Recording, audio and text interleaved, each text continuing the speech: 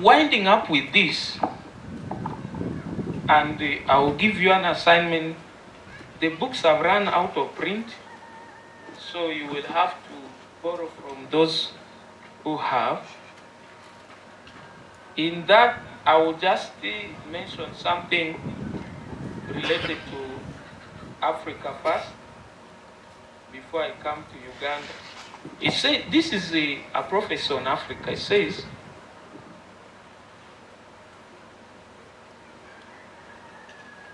in Old Testament, God's main concern with in Africa was great, and Africa had to change roles. At one time as the granary for food, at another time the oppressor of the Israelites, at another time called the broken reed during the Assyrian invasion. But God has a tender feelings towards Egypt. So when you see the Bible talking about Egypt, Ethiopia, Cush, is referring to Africa. That's the identity, our biblical identity. Now, Libya is called Put in the Bible. Ethiopia is called Cush. And all these are the picture and the symbol of great Africa, which was unknown beyond the river of Egypt. Now, we realize that even the biblical period, a number of things, Jews settled in Africa long ago, by the way. If you read Zephaniah 3:10, you find they settled many long ago even in Africa. Store and preserve the truth of the gospel in these last days. To preserve the prophetic voice.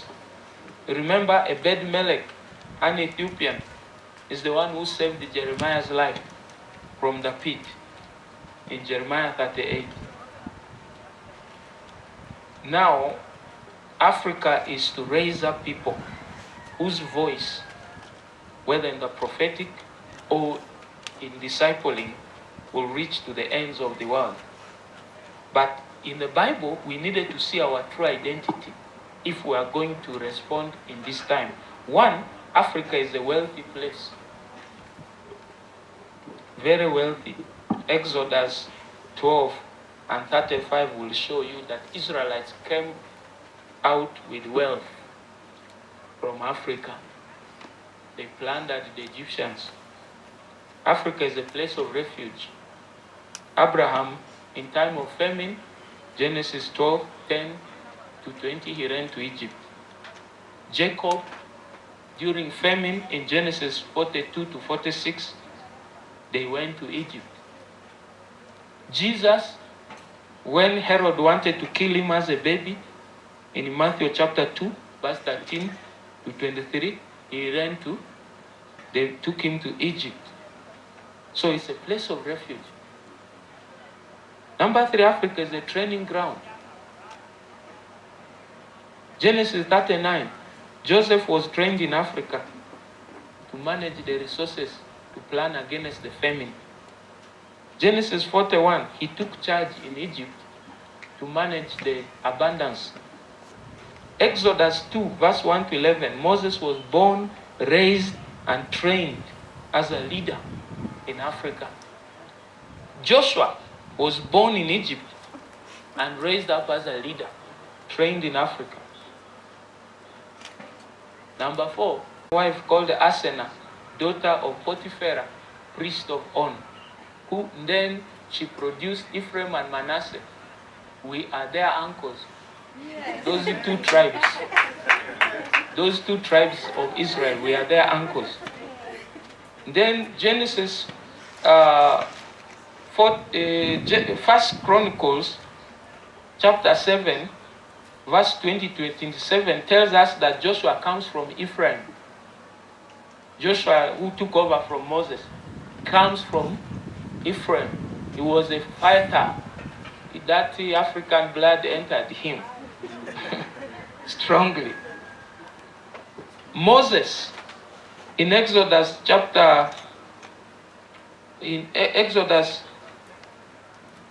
Numbers chapter 12. Numbers chapter 12. Moses married an Ethiopian wife. Aaron and Miriam rose to attack him. God defended him. So some of Moses' children were their uncles. Africa is a place of battle. God manifested his greatest power and became famous all over the world while fighting in Africa, in Egypt. It became a song in Exodus 15. And in the New Testament, the person who carried Jesus' cross to Golgotha in Luke chapter 23, verse 26, is Simon from Cyrene. Cyrene is in the north. The Ethiopian eunuch whom Philip preached the gospel to in Acts chapter 8, verse 26 to 40, was one of the earliest people to receive the gospel from Africa. Among the prophets and teachers that were in the church in Antioch, Acts chapter 13, we had Lucius of Cyrene, an African. Among the people in the book of Acts chapter 2, upon which the Holy Spirit, among the 3,000 who got saved after the Holy Spirit came on disciples, some were from Africa. So now, there is a prophecy that God is preparing himself to return to Africa. And so God says, in these last days I will usher revival in Africa, awakening nations in these last days, to give Africa economic deliverance and spiritual deliverance, raising apostolic fathers in Africa whom he will send to disciple and father nations. Africa will send and sponsor missionaries to other nations in this season.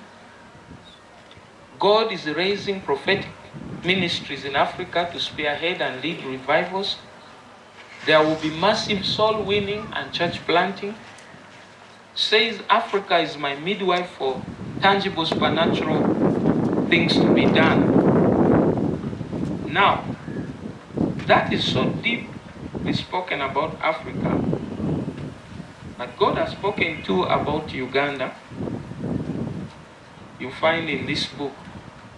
But I will pick on WestNile. And he said very clearly that in WestNile there will be a quickening and a fountain of revival that will open the gateways of the nations. And say, I will send you as my apostles and missionaries. You know, apostle is a messenger, okay? Someone with a message sent. I will send you as my apostles and missionaries to nations.